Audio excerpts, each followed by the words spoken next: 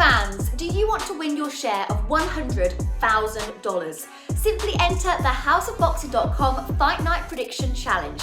Compete with boxing fans around the world. Simply head over to houseofboxing.com and sign up now. This is Lewis Hart for Boxing Social in association with Empire Fight Store and houseofboxing.com. Delighted to be joined with Mr. Amir Khan. We're in Riyadh, we're in Saudi Arabia, we're on the way to the venue for the press conference. And you're the only person that got in the car. We let you in the car with us because we like you.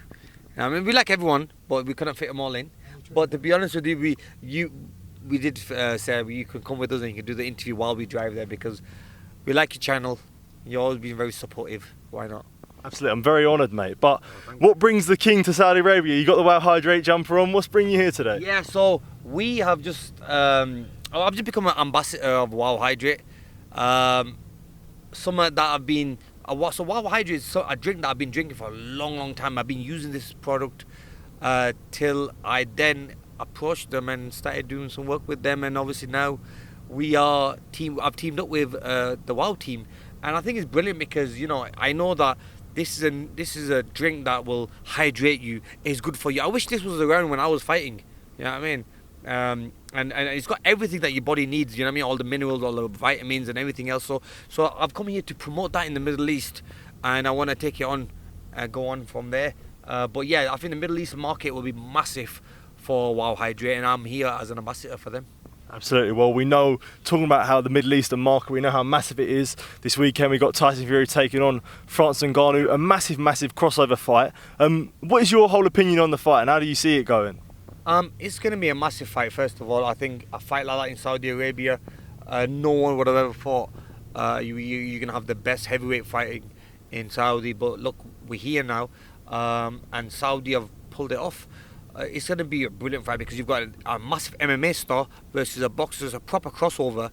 But when it's the heavyweight division, it's always that one punch that can change a fight. So we just don't know what can happen in this fight. It could be that one punch lands boom from Ngannou.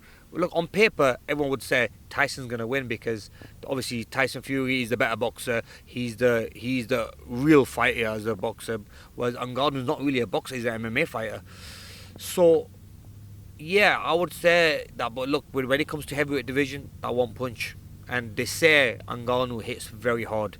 But look, I've always believed in Fury. I've always said that he's the man, and he's probably the best heavyweight. I remember when he was fighting against Klitschko, I said to everyone that he is the best heavyweight. And people, the amount of cussing I got literally cussed, and like people went crazy on me on social media. But I always believed in Tyson. I've always liked him as a person, inside and outside the boxing ring. So got a lot of respect for him, man. And I'm glad he's here, and I'm so happy that he's making big money as well. He deserves it. You know what I mean? Absolutely. And we see this obviously in Saudi, in Riyadh season. When you look at the rise of boxing in Saudi Arabia yourself, you've boxed in Saudi. How much do you see it sort of becoming potentially, the mecca of boxing and where everyone's going to go to now for the big fights? Yeah, so I think that Turkey Sheikh's done brilliant by bringing this fight over here. I like Turkey. I think he's changed the sport of boxing in Saudi Arabia and making it big. Like where instead of going to Vegas, Saudi may be the next big spot. You know what I mean? So let's just see how it plays out. But at the moment, everyone's talking about Saudi Arabia, and it is the hotspot. So I really have confidence in it. I mean, look, who would ever thought you will have one of the biggest crossover fights in history, which probably is gonna be, where you've got the best MMA fighter and the best boxer fighting in Saudi Arabia, because this doesn't really happen. And for Saudi to say yes, we'll take it, and give her like a blank check for it as well, it just shows how much money they have here and how much they want to promote boxing in this region. What do you make of boxing in now, especially this year where we see Fury versus Ngannou, we see, Jake Paul versus Tommy Fury, we see KSI versus Tommy Fury. Someone like yourself who had a big crossover appeal, you appealed to a wider audience, a public audience that were bigger than boxing. Is it crazy to see the position that it's in now for someone like yourself and all the crossover fights that are happening, especially this year? Yeah, definitely. Now the crossover boxing is massive. Everyone loves boxing. And different sportsmen and women are getting involved in doing this crossover fighting. So you'll have a boxer fighting a YouTuber or an MMA fighter or a influencer. It's massive now. See, the thing is, these influencers and these YouTubers have such a big following that people want to see them fight, regardless win or losing. They just want to see them put on gloves and try something new. So it's become a bit of a gimmick now where people are just trying it out. I mean, you can get hurt quite badly in this sport because obviously when you put them gloves on and you go in that ring, I mean, you're always at one punch away from getting hurt. But look, respect. I mean, it takes balls to get in the ring like that. But at the same time, why not? If there's big opportunities there and you can make a big name from it, it can take you to a different level. Why not do it? I mean, I don't think it's bad. And for someone like yourself, where I mentioned there about having the crossover appeal, do you feel like sort of boxing could be entering that social media area for someone like yourself who, you know, you had that crossover appeal, and when you leave the sport, when you do retire, it always fills a void. So do you feel like, you know, boosting sort of a social media following, being bigger than boxing is so important? Yeah, I mean, I think if you look at a prime example is like Tommy Fury. He's bigger outside than he is in boxing because obviously fighting YouTubers and going on the reality TV show, Love Island and all that. So it does make a difference and it helps. I think it helps. It gives you a bigger name. Obviously, I was quite lucky where I had the Olympic background that helped me to get to that level. But I think with now these young fighters, them fighting YouTubers or these influencers will give them a bigger name as well. And it'll help them in the future when they do fight for big world titles or when they do fight on pay-per-view, or people get to know who they are going to sell tickets, they're going to start making more money. So yeah, I mean, I wish them all the very best, but I think that it's the way people are going now. People love watching these fights, these crossovers. Absolutely. I do have to ask you about yourself. Obviously, announced retirement last year, but has the lure to come back been there for you? We see Mayweather making exhibitions. It seems like he finds it hard to sort of leave the game. Is the lure, you know, is there always going to be there for you? Potential exhibitions, the future? Yeah, I mean, why not? I'll give it a go. Definitely, I'll probably give it a go, and then probably like find out once I'm in training camp how I feel, and then maybe I might pull out or I might just continue it. See, one thing about me is that when I was a boxer, when I was a fighter, I did it and I knew that it was my job. I had to do it, yeah. But now I don't have to do it. You know what I'm saying? But so I want to see what my motivation will be.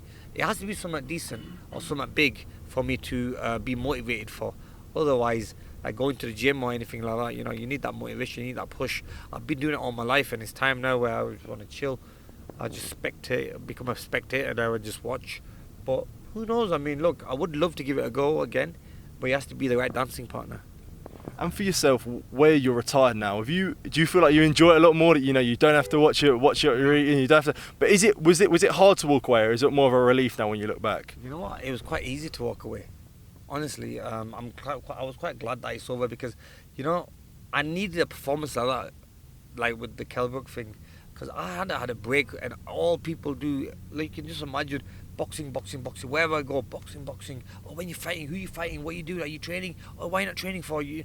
So, you know, sometimes it gets too much, and I'm glad that, you know, after that performance against Kell Brook, I was like, I'm done, leave me alone, I never want to talk about boxing again, and I stopped and I walked away from boxing.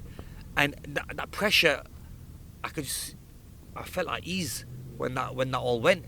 But now, obviously, I've got to enjoy my life and do what I wanted to do. Now it's time to kind of let's see what's out there, because I've been asked a lot of times, but I would probably, because I do miss the sport. Don't get me wrong, I do miss it. But it come to maybe I needed a break like this to get that love back again for the sport. And so yeah, let's see how things play out. But like I said, look, there's massive opportunities out there. But if I end up signing it, let's see what happens. I mean, I say one thing, it might do something else, or it might do the opposite. You know what I'm saying? So yeah, let's see. So just the last one from me. It's an interesting thing you talking about the pressure there, because obviously, you know, we see Anthony Joshua coming out of the darkness retreat, trying to build his character, and you talk about that pressure there. Do you feel like sometimes it's easy and like it's a lot of character building when you're under such a pressure cooker, like everything it is? Yeah, man. I mean, look, every move has been monitored, and one little mistake you make, you know, and you got fans there who really love you and care for you, and you know, it does put a lot of pressure on you. Like, even there comes days where you want to just be left alone, but you're never going to be left alone. And, you know, and people are going to say all sorts. You go on social media, you're still not left alone. People are picking on you or saying, talking bad about you, or some people are bigging you up and want to see you fight again. So your days are so crazy that, and sometimes if you get too involved in that, it can start affecting you. And I think with Anthony Joshua, I think that's what's happened.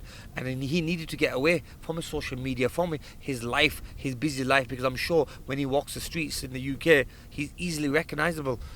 And it was the same with me, you know, there's only probably one British Pakistani, and everyone could recognise me from a mile away. And it did get too much for me, where I needed to walk away from the sport. And when I did, it was the best thing ever.